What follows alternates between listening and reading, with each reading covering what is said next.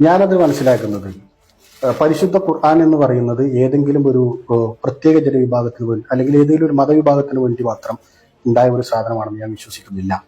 പരിശുദ്ധ ഖുർആനിൽ ഏറ്റവും കൂടുതൽ അഭിസംബോധന ചെയ്തിട്ടുള്ളത് ഹേ മുസ്ലിങ്ങളെ എന്നല്ല, മനുഷ്യരോടാണ് അത് സംബന്ധിച്ചിട്ടുള്ളത്.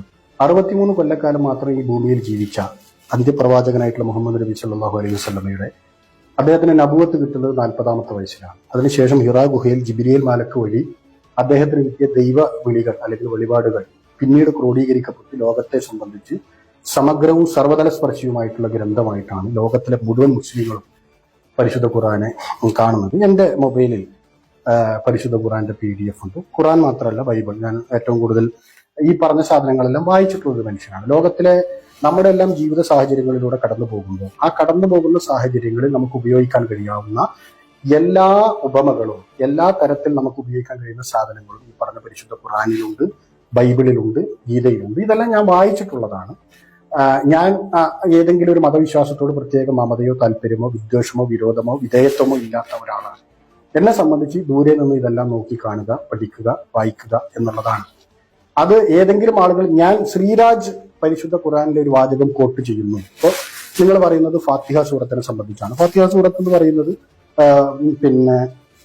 ഫാത്തിഹ സൂറത്ത് 114 അധ്യായങ്ങൾ. അൽ ബക്കറ, സൂറത്തുൽ ബക്കറ, സൂറത്തുൽ ഫാത്തിഹ, സൂറത്തുൽ ബക്കറ, സൂറത്തുൽ ആൽ ഇമ്രാൻ തുടങ്ങി സൂറത്തുൽ നാസ് വരെയുള്ള 114 അധ്യായങ്ങളുള്ള ഈ പരിശുദ്ധ ഖുർആനിലെ ഏതെങ്കിലും ഒരു വാചകം ശ്രീരാജ് കോട്ട് ചെയ്യുന്നത് പ്രശ്നമാണ് എന്ന് പറയുന്നത് അത് ശരിയല്ല. കാരണം എന്റെ പേര് ശ്രീരാജാണ്, അതുകൊണ്ട് പരിശുദ്ധ ഖുർആനിലെ ഒരു വചനം കോട്ട് ചെയ്യാൻ പാടില്ല എന്നൊരാൾ പറഞ്ഞാൽ അത് അംഗീകരിച്ചു കൊടുക്കാൻ ഒരു ജനാധിപത്യ രാജ്യത്തിന് ബുദ്ധിമുട്ടാണ്. മാത്രമല്ല അത് ഇസ്ലാമിക വിരുദ്ധവുമാണ്. കാരണം പരിശുദ്ധ ഖുർആൻ എന്നുള്ളത് ഏതെങ്കിലും ഒരു മതവിഭാഗത്തിന്റെ മാത്രം സാധനമല്ല. അത് ലോകത്തിലെ മുഴുവൻ മനുഷ്യരെയും നേർവഴിക്ക് നടത്താനും അവരെ ഈ പറഞ്ഞ ധാർമ്മികത പഠിപ്പിക്കാനും സന്മാർഗത്തിലൂടെ നയിക്കാനും വേണ്ടിയിട്ട് ഇറക്കിയ ഒരു സാധനമാണ്.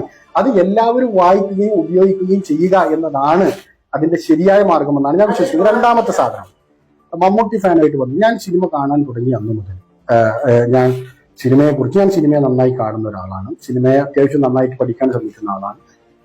ഏറ്റവും ഇഷ്ടപ്പെട്ട നടൻ ആരാണ് എന്ന് ചോദിച്ചാൽ മമ്മൂട്ടിയാണ്. ഒന്നാമത്തെയും രണ്ടാമത്തെയും മൂന്നാമത്തെയും ചോദ്യത്തിന്റെ മറുപടിയും അതാണ്. ഞാൻ മിക്കവാറും എല്ലാ മമ്മൂട്ടിയുടെയും സിനിമ ഫാൻസ് ഷോ ഉണ്ടെങ്കിൽ അത് അല്ലെങ്കിൽ ഫസ്റ്റ് ഷോ കാണുന്ന ഒരാളാണ്. എന്നെ സംബന്ധിച്ച് അതെന്റെ ജീവിതത്തിന്റെ ഒരു ഭാഗം കൂടിയാണ്, മമ്മൂട്ടിയോടുള്ള ഇഷ്ടവും എല്ലാവരും. ഖുർആൻ വിശ്വാസപരമായിട്ടുള്ള ഒരു ഗ്രന്ഥം. ആ ഒരു ഗ്രന്ഥത്തെ ചില പാർട്ടികൾ അല്ലെങ്കിൽ ആ ഒരു മതത്തെ പാർട്ടിവൽക്കരിക്കപ്പെടുമ്പോൾ എങ്ങനെയാണ്, അതിനെ കുറിച്ച് എന്താണ് പറയുന്നത്? ഒരു ഉദാഹരണം ഞാൻ പറയാം. ഇപ്പോ മുഹമ്മദ് നബിയുടെ ഒരു വചനമുണ്ട്, ഞങ്ങളെ സംബന്ധിച്ച് ഏറ്റവും കൂടുതൽ ഞാൻ ഉപയോഗിച്ചിട്ടുള്ള ഒരു സാധനം. അയൽവക്കക്കാരൻ പട്ടിണി കിടക്കുമ്പോൾ വയറ് നിറച്ച ആഹാരം കഴിക്കുന്നവൻ നമ്മിൽ പെട്ടവനല്ല എന്ന്. അപ്പോൾ അതിലെവിടെയെങ്കിലും അയൽവക്കക്കാരനായ AP കാരെന്ന് പറഞ്ഞിട്ടില്ല, EK കാരെന്ന് പറഞ്ഞിട്ടില്ല. സുന്നി, മുജാഹിദ് അല്ലെങ്കിൽ ഈ പറഞ്ഞ അവാന്തര വിഭാഗങ്ങളുണ്ടല്ലോ. ഇപ്പോ ഷാഫി, ഹനഫി, അംബലി, മാലിക് തുടങ്ങിയ കുറെ സംഗതികൾ ഇതിനകത്ത് വരുന്നുണ്ട്, അവാന്തര വിഭാഗങ്ങൾ. ഇത് എവിടെയും പറഞ്ഞില്ല. അയൽവക്കക്കാരനാണ് XY, അദ്ദേഹം ജൂതനാകാം, മുസ്ലിം ആകാം, ഹിന്ദു ആകാം, ആരോ ആകട്ടെ. അയൽവക്കക്കാരൻ പട്ടിണി കിടക്കുമ്പോൾ വയറ് നിറച്ച ആഹാരം കഴിക്കുന്നവൻ നമ്മിൽപ്പെട്ടവനല്ല എന്ന വാചകമല്ലേ ഞങ്ങളുടെ ഹൃദയപൂർവ്വം എന്ന് പറയുന്ന കുതിച്ചോറ്. ഒരാളും പട്ടിണി കിടക്കരുത്. ഞങ്ങൾ എല്ലാ വിഭാഗത്തിന്റെയും ഏറ്റവും നല്ല ഭാഗങ്ങൾ സ്വാംശീകരിച്ചെടുത്ത് രാഷ്ട്രീയ മുദ്രാവാക്യമായിട്ട് മുന്നോട്ട് പോകുന്നവരാണ്.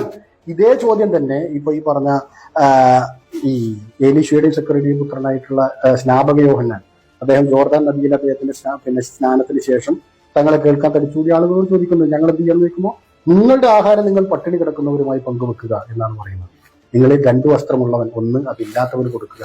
ഇത് തന്നെയാണ് പ്രളയകാലത്ത്, കോവിഡിന്റെ കാലത്ത്, അതല്ലെങ്കിൽ ജില്ലാ ആശുപത്രിയിൽ, മെഡിക്കൽ കോളേജുകളിൽ ഉൾപ്പെടെ DYFI രാഷ്ട്രീയ മുദ്രാവാക്യമായിട്ട് ഉയർത്തിപ്പിടിക്കുന്നത്. എന്ന് പറഞ്ഞാൽ ഞങ്ങളെ മതവിരോധികളും ദൈവനിഷേധികളുമായി ചിത്രീകരിക്കുമ്പോഴും ഈ പറഞ്ഞ മതവിഭാഗത്തിന്റെ അല്ലെങ്കിൽ വിശ്വാസ സംബന്ധമായ ഏറ്റവും നല്ല കാര്യങ്ങളെല്ലാം പൊതുസമൂഹത്തിൽ ഏറ്റവും ഭംഗിയായി നിറവേറ്റുന്നവർ കൂടിയാണ്